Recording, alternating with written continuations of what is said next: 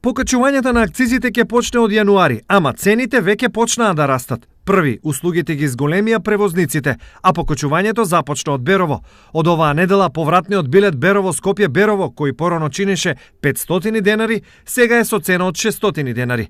Ова секако најмногу ги изреволтира студентите кои оваа релација ја минуваат и по 2 пати неделно, но и сите останати патници. Премногу. Остави се била добра цената до сега. Остави ја така. Тоа многу.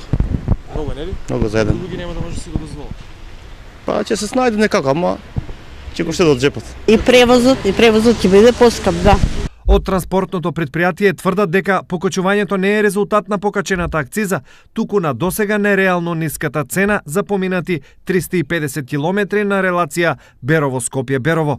За сега ова е единствениот покачен автобуски билет, но граѓаните се убедени дека наскоро автобускиот и такси превозот ќе поскапат.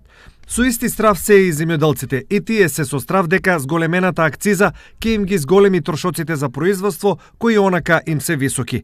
Па уште тоа треба да се качува и да не утепа још повеќе. Цена се качува, семе се качува и сабале го ја купувах.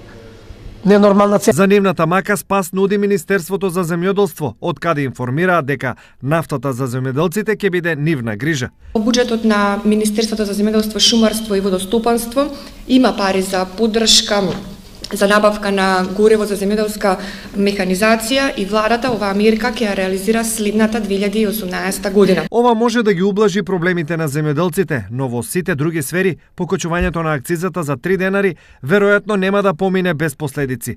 Колку и каде ќе се знае од догодина, кога ќе почнеме акцизата за литар нафта од сегашните 0,80 да ја плаќаме по 0,86 евроценти.